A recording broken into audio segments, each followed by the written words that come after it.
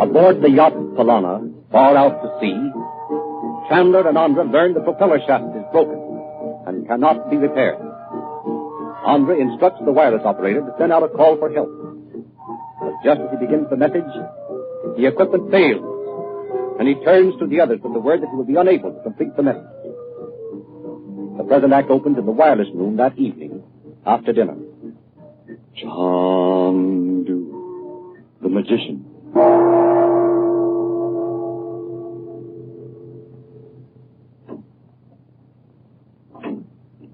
Is that you, Andra?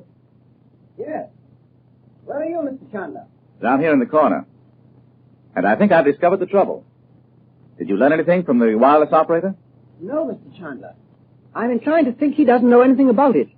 I ordered him confined to his cabin as a matter of precaution, but I think we'll find he knows as little about this business as we do ourselves. What did you say you thought had happened? Look here. Do you know anything about the operation of a wireless set? Not the slightest. Well, sit down here on the floor, and I'll show you something. This is the transformer. Yes, I do know that much about it. Do you see these insulators on the top? Yes. Look here. It's just a bit of copper wire, isn't it? Yes, that's all. But it was connected between the two insulators. And what happened was that as soon as your man began to send the message, it short-circuited the transformer and burned it out. But that means the wireless set is permanently out of commission then, doesn't it? Yes, I'm afraid so. I can't believe Baru would do such a thing as that. And even if he thought of it, why should he? As a matter of fact, I doubted Baru had anything to do with it. Oh. But if there's someone else on the ship who did do it, it's just as well to let him believe we suspect Baru. Don't you agree? Yes, I suppose so. Of course, there's no doubt that someone did it deliberately. Of course not. It was a very clever idea, too. Running that wire across the top of the transformer, where it would never be seen. Because the transformer is under the table. It would completely disable the equipment without the necessity of smashing anything that might have made a noise and called out attention. I don't understand when it could have been done. There's supposed to be a man on duty in here all the time. There is, eh? Yes. That's interesting. You don't mind if I go down and question Baru? Certainly not. I'll go down and have a little talk with him later, then. There's nothing more we can do here. Shall we lock up the room? No need for that now. We'll put that transformer out of commission, disable the sending set it completely, as if we tossed the whole thing overboard. Where can this fellow be that we never see him or hear him? Someone must feed him. Ever think of that? By Jove, that's right. You're convinced, then, that one of my own men is shielding this man. It begins to seem that way, doesn't it? I'll tell you what we might do tomorrow. What's that? We might have every man in the crew up on deck at the same time. One of us could stay here to make sure none of them left for even a moment. The other could go below and make another search. By all means. You know, I'll never forgive myself for dragging you and your family into this, Mr. Chandler. I'm not sure they're not better off, even so, than they would have been if they'd remained at home, under the circumstances. I don't understand. If you don't know, I can't explain.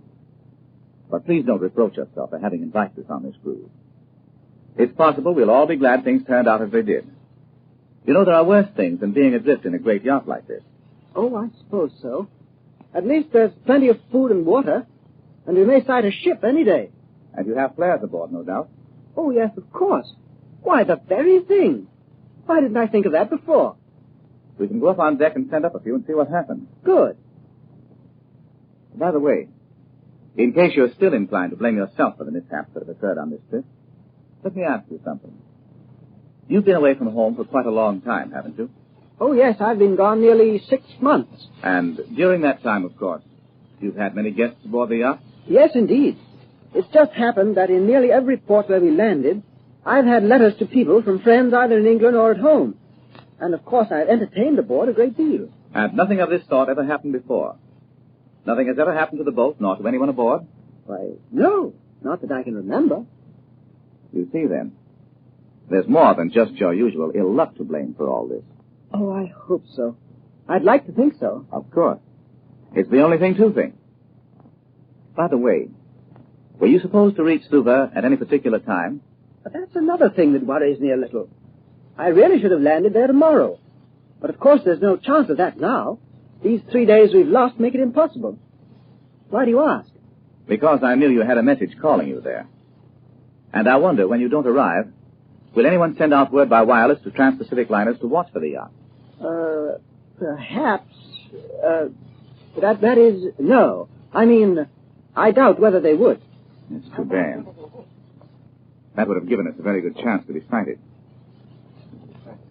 Shall we go out on deck again? Yes. Are you going to tell your sister and the others what happened to the wireless? Yes. I can see no reason to keep it from them. What's the matter with your orchestra tonight? I told them I didn't know whether we'd want any music tonight. Why not have them play as usual? We don't want everyone aboard to feel that we're going to be abandoned and lost out here. Of course, I should have thought of that myself. I'll join you and the others in a moment, Mr. Chandler. Hi, Uncle Frank. We've been in the wireless room. Gee, I wish I'd known you were in there. I'd have come in, too. Did you find out what was the matter? Yes, we did, Bob. The transformer's burned out. Honest? Now we are sunk, huh, Uncle Frank? What does that mean, Frank? It means, Doc, that the wireless is completely out of commission. Where's Nazi? In her cabin. Isn't she coming up on deck tonight? Yes, she'll be up a little later. Shall I go and get her, Uncle Frank? Oh, no. Never mind. If she said she'd be up later. I hate to have her sitting down there alone. Listen. I thought the orchestra wasn't going to play tonight. Don't be silly. Why wouldn't they? Oh, I don't know, but they haven't been. That man's going to sing. That man, the new Abdallah. I'd like to talk to him sometime, wouldn't you, Bob? Why don't you if you want to? Would it be all right, Uncle Frank? Why not? Well, I'm going to. I'm going to tell him we knew Abdallah. Hush, dear. Listen.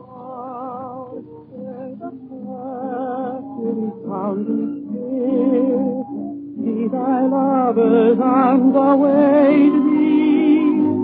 Come, my heart, with vibrant rapture fill, where thy light and footsteps lies, blossom spring to greet thee, love. Night is fragrant with thy laughter. Come to me, my sweet white dove.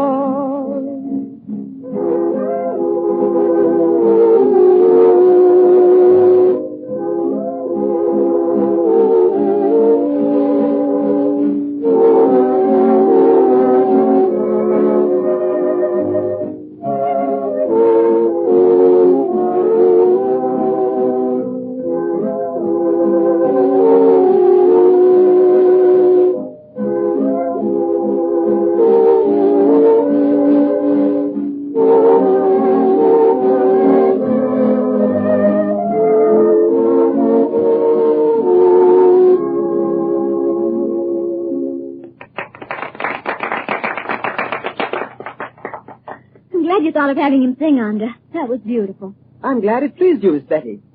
Mr. Chandler, shall we see about the flares? Flares? Yes. We're going to send up some signal. Won't that be keen? Can I help, Uncle Frank? Of course. And if nobody sees the signal, will we just stay right here for days and days and days and everything like the ancient mariner, Uncle Frank? Oh, it surely won't be as bad as that, Betty Lou. As idle as a painted ship upon a painted ocean. I wouldn't care if we stayed here forever if the moonlight would always be as beautiful as it is tonight. Would you, Bob? Well, I think it's keen to be out here, but we'd run out of things to do after a while. We had a nice swim today. That was something, wasn't it? Yeah, but I don't want to spend the rest of my life swimming round and round this yacht. Come on, Uncle Frank, let's go send up some flares. Where are they, Andra? I've spoken to one of the men. He's bringing them now. He'll be here in just a moment. Can I send up one, Uncle Frank? We'll see. Here I am, over here. Thank you. Here you are, Mr. Chandler. You want to light the first one? If you like.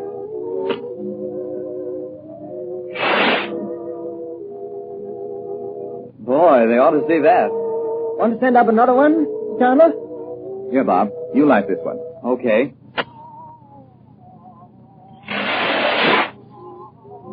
Gee, that was a honey. Let's try one more.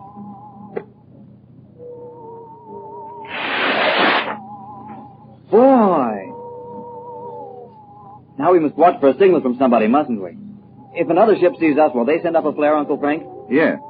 Look, here's one of the sailors, Andra. Maybe he saw somebody answer our signal. Perhaps. What is it, Sundar? Master, I beg to tell you Captain Reni presents his compliments. And Master, you will come with me where I may speak with you alone. Come along, Mr. Chandler. Let's see what this is, will you? Of course.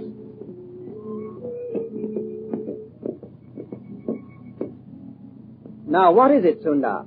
I beg to tell you, Master, the water. What? You mean the water supply is running low? You have spoken, Sahib.